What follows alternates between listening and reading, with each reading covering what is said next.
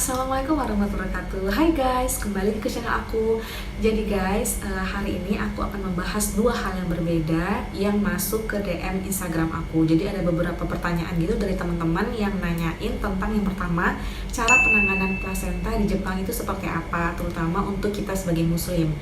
Terus yang kedua tentang susu hamil, vitamin hamil, ASI booster selama hamil di Jepang itu diberikannya seperti apa, dan juga susu formula untuk bayi yang baru lahir.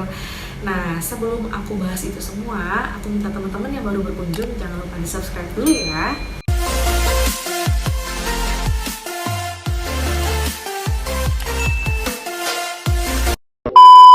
Jadi ada beberapa DM yang masuk ke Instagram aku nanya, "Kak, gimana sih kalau ari-ari di Jepang itu habis kita lahiran itu diapain? Secara kan kalau tradisi muslim itu dikubur." Nah, sebelum aku jawab, apakah benar nih tradisi muslim itu menguburkan ari-ari? Emang ada hadisnya? Nah, untuk membuktikan apakah ada hadisnya atau enggak, kita lihat slide berikut ini. Jadi guys, ini adalah hadis yang menyatakan bahwa setiap muslim itu bagian tubuhnya seperti rambut, kuku, termasuk ari-ari juga itu harus dikubur. Tapi apakah hadis ini sahih? Dan ternyata hadis ini tuh doif ya guys. Jadi sebagai umat muslim kita tidak boleh mempercayai hadis ini, karena secara realitanya Rasulullah SAW sendiri pun tidak pernah memerintahkan umatnya untuk menguburkan ari-ari pasca lahiran, apalagi sampai dikasih lampu, sampai dikasih bunga atau segala macam diperlakukan khusus. Itu di ajaran Islam sebenarnya tidak ada. Itu hanya ajaran orang-orang zaman dulu aja.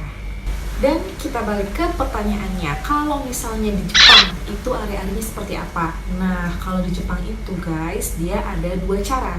Yang pertama, kalau di rumah sakit, ari-ari itu atau plasenta itu dianggap sebagai medical waste atau sampah medis. Jadi penanganannya di rumah sakit sendiri itu akan di insinerator atau dibakar menjadi abu bersama dengan sampah-sampah medis lainnya seperti gunting, masker, dan peralatan medis lainnya.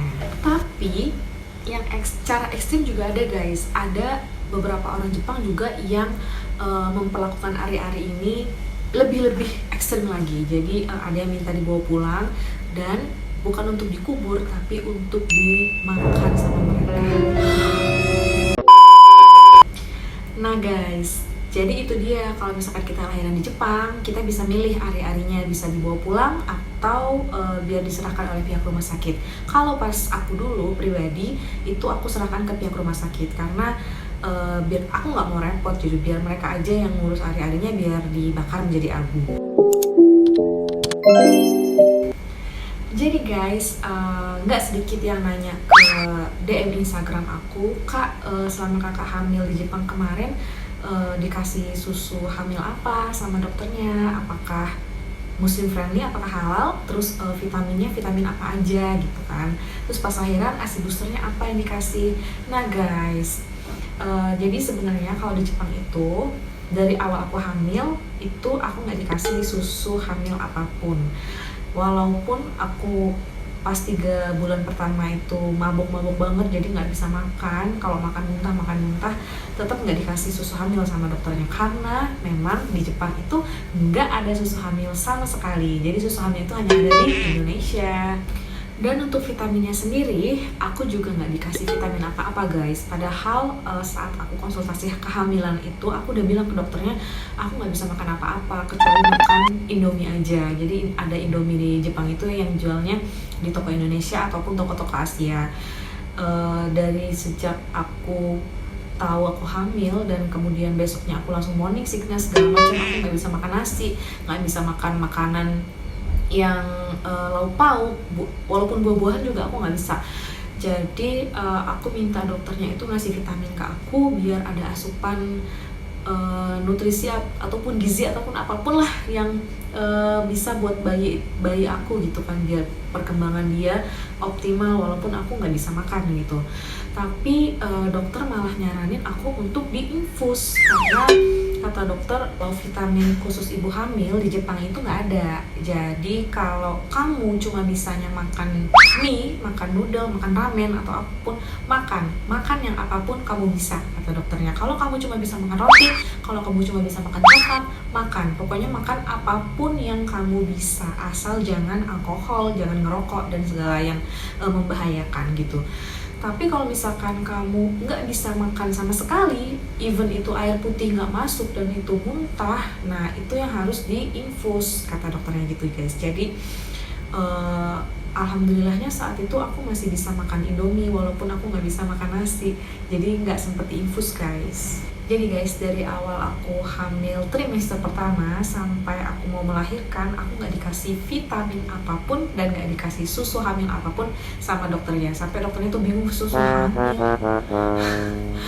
Terus aku pas lahiran juga aku nggak dikasih ASI booster apa-apa karena sebenarnya dokter di Jepang tuh bingung ASI booster, vitamin hamil, susu hamil tuh apa sih gitu kan.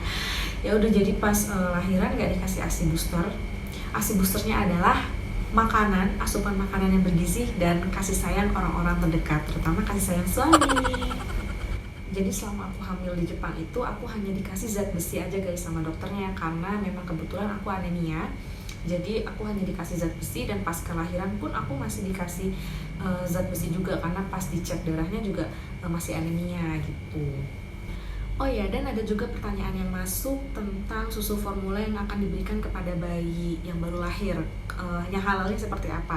Jadi waktu zaman aku dulu guys, aku lahiran Kazuo itu Maret 2022, pihak rumah sakitnya memberikan susu Beanstalk karena waktu itu susu Beanstalk itu masih Muslim friendly. Nah sekarang ada yang ngasih tahu aku kalau susu itu ternyata udah nggak halal. Jadi memang di Jepang itu ada beberapa produk yang tadinya halal terus sekarang jadi nggak halal, ada yang tadinya nggak halal sekarang jadi halal. Jadi tergantung kebijakan dari pabriknya sendiri.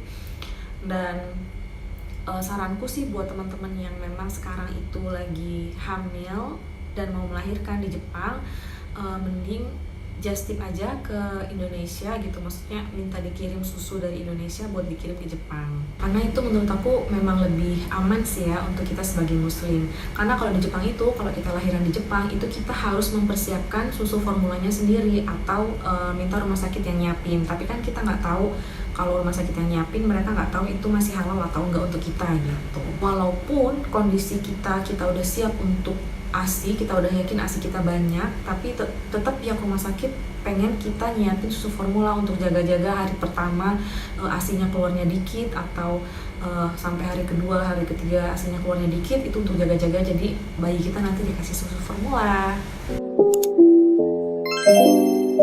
Nah guys, selesai sudah bahasan kita hari ini tentang penanganan ari-ari atau plasenta yang ada di Jepang, dan juga tentang seputar kehamilan seperti susu hamil, vitamin hamil, ASI booster, dan juga susu formula untuk bayi yang baru lahiran di Jepang. Semoga membantu teman-teman yang sekarang ini lagi mempersiapkan kelahirannya ataupun mempersiapkan kehamilannya di Jepang.